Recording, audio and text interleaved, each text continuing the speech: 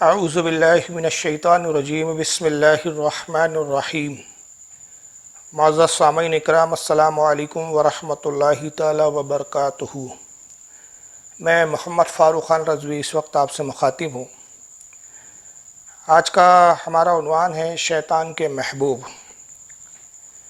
سب کے سب سجدے میں گرے ہوئے تھے مگر وہ اکیلا کھڑا تھا، سینہ کڑائے ہوئے، خود اعتمادی سے پر، فقر اور گھمنڈ میں چور، اپنے علم و منصب کے غرور میں ڈوبا ہوا۔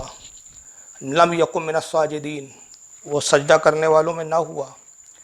سجدہ کرنے والوں نے اپنے سروں کو اٹھایا، نظر اس پر پڑی، نگاہوں کے سامنے ایک ناقابل یقین منظر تھا۔ وہ حیران تھے کہ یہ کیا دیکھ رہے ہیں۔ وہ حیرت زدہ تھے کہ جو کچھ وہ دیکھ رہے ہیں کیا واقعی ایسا ہو چکا ہے۔ اوف، کیا یہ سجدے میں نہیں گیا؟ کیا اس نے سجدہ نہیں کیا؟ پھر وہ سب کے سب فوراً دوبارہ سجدے میں چلے گئے۔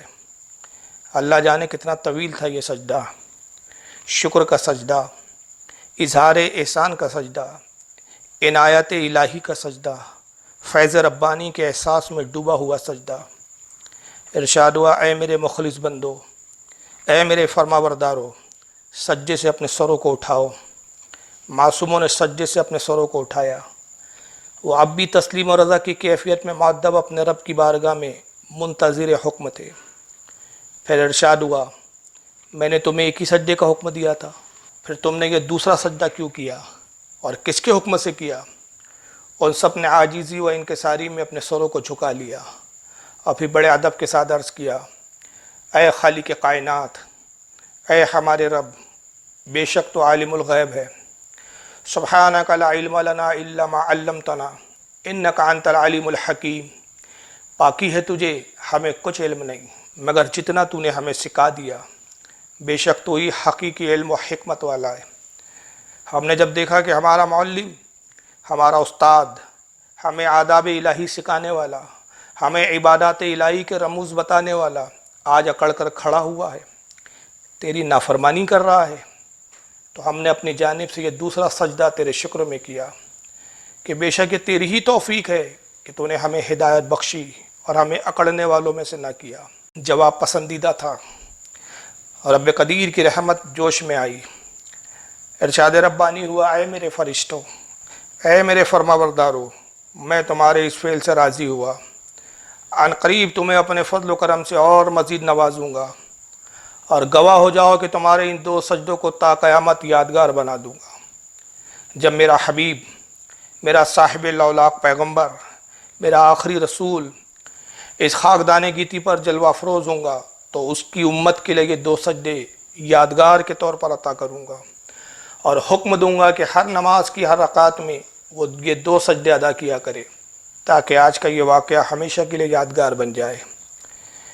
پھر رب قدیر اس سے مخاطب ہوا جو اکڑ کر اب بھی کھڑا ہوا تھا، جس کے غرور اور گھمنڈ نے اسے جھکنے سے باز رکھا تھا، جسے اپنے توحید کے خالص ہونے پر یقین تھا، جو اپنے موحد ہونے پر نازا تھا۔ قال ما منعک الا تسجد اذ امرتک، فرمایا کس چیز نے تجھے روکا کہ تو نے سجدہ نہ کیا جبکہ میں نے تجھے حکم دیا تھا؟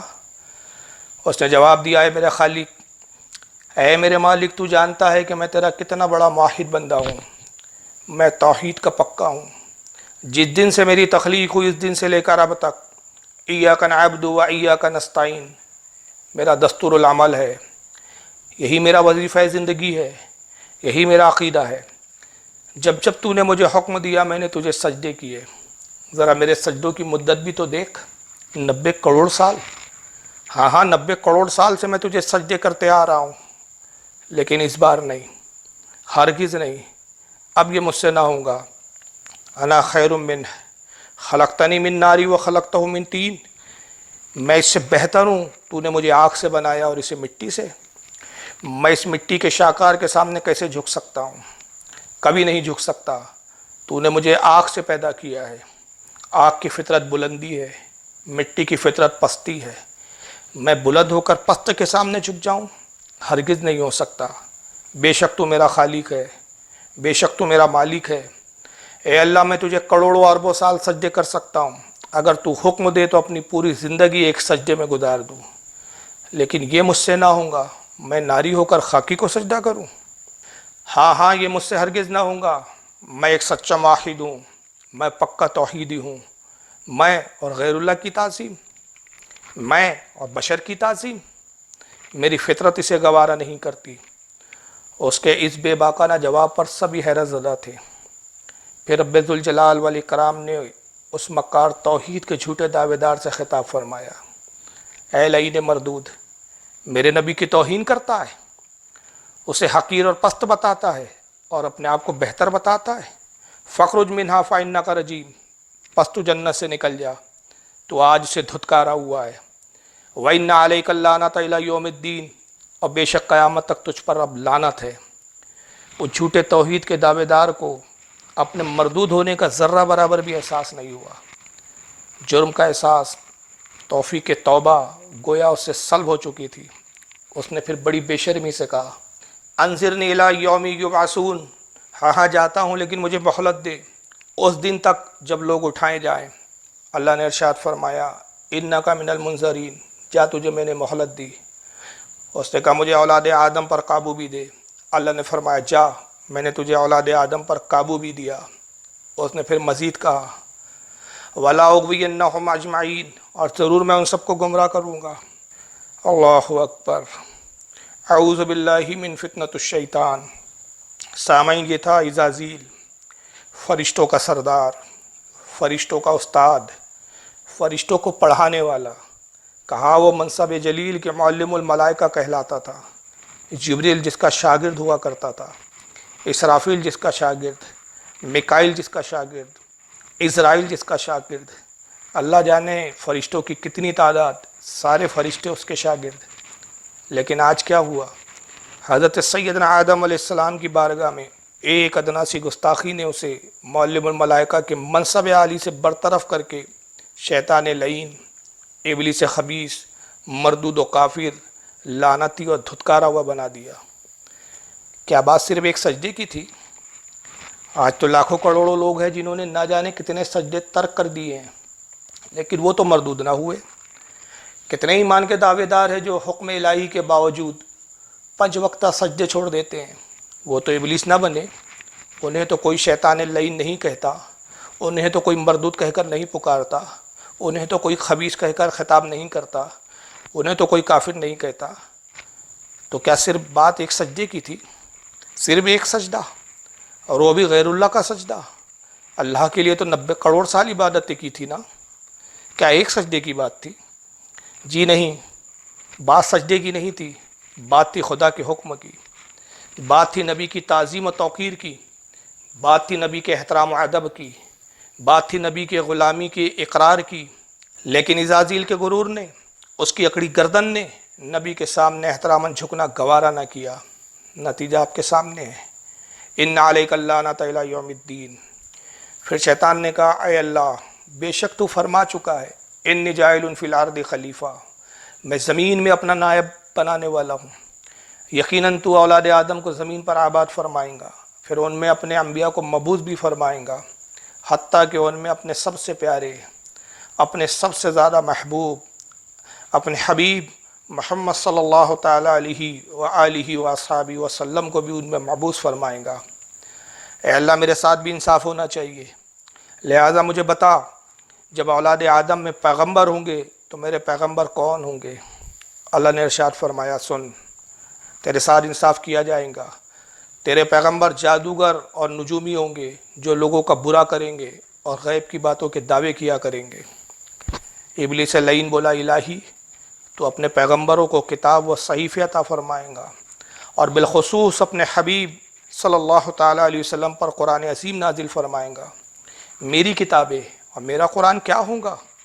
رب نے ارشاد فرمایا، تیری کتابیں جھوٹی کہانیاں ہوں گی، تیرا قرآن فحش و قذف پر مبنی شعر و شاعری ہوں گی۔ شیطان نے پھر پوچھا، الہی تیرے نبی کی مسجدیں ہوں گی جن میں تیرے فرما بردار بندے تیری عبادت کریں گے، میری مسجدیں کون سی ہوں گی؟ اللہ نے فرمایا، تیری مسجدیں بازار اور وہ جگہیں ہوں گی جہاں گناہ کیا جائے گا۔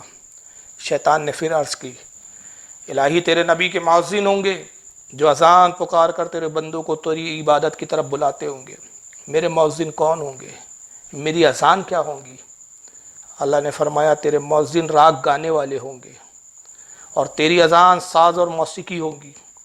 شیطان پھر بولا اے اللہ بے شک تو رزاق ہے، تو اپنے مخلص بندوں کو بہترین پاک و حلال غذائیں عطا فرمائیں گا، مجھے بھی تو کھانے کی حاجت ہے، میرا کھانا کیا ہوگا؟ اللہ نے فرمایا تیرا کھانا حرام اشیاء ہوں گی اور وہ غذائیں ہوں گی جس پر میرا نام نہ لیا جائے گا، یعنی جس غذا کو کھانے سے پہلے بسم اللہ نہ پڑھی جائیں گی۔ شیطان نے پھر پوچھا الہی تو اپنے بندے کو پینے کے لیے ستھرا پانی اور دیگر لذیذ مشروبات بھی عطا فرمائیں گا، میرا پانی اور مشروب کیا ہوگا؟ رب تبارک و تعالیٰ نے ارشاد فرمایا تیرا پانی شراب ہوگی اور تیرے مشروبات ہر وہ چیز ہوں گی جو نشہ لائے۔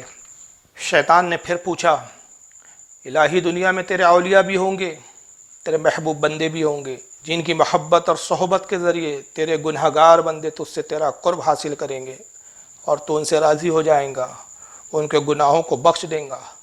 میرے اولیاء کون ہوں گے جن کے ذریعے میں لوگوں کو پھنسا سکوں اور اپنے سے قریب کر لوں؟ اللہ نے ارشاد فرمایا تیرے اولیاء غیر محرم عورتیں ہوں گی جن کے ذریعے تو لوگوں کو پھانسیں گا اور وہ تجھ سے قریب ہو جائیں گے۔ نبی کریم صلی اللہ تعالیٰ علیہ وآلہ وسلم ارشاد فرماتے ہیں میں نے ایک روز شیطان سے پوچھا تیرا سب سے عزیز ترین دوست کون ہے؟ کہنے لگا بے نمازی۔ میں نے پوچھا تیرا مہمان کون ہے؟ تو بولا چور۔ میں نے پھر مزید اس سے پوچھا تجھے عزت پروردگار کی قسم سچ بتا، مجھ سے جھوٹ نہ کہنا، تجھے سب سے زیادہ پسندیدہ اور سب سے زیادہ محبوب کون ہے؟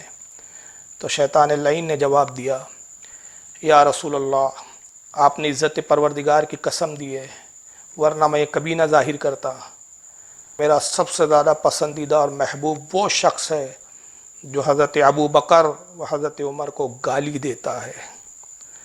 محترم سامعین کرام، اس روایت کو حضرت امام عبد الرحمن الصفوری الشافعی رحمۃ اللہ علیہ نے اپنی مشہور مارکۃ الآراء تصنیف نزہۃ المجالس جلد نمبر 2 صفحہ نمبر 55 اور 56 پر تحریر کیا ہے، اور اس روایت کو میں نے کچھ منظر کشی کے ساتھ اپنے جملوں میں اس کو بیان کیا ہے۔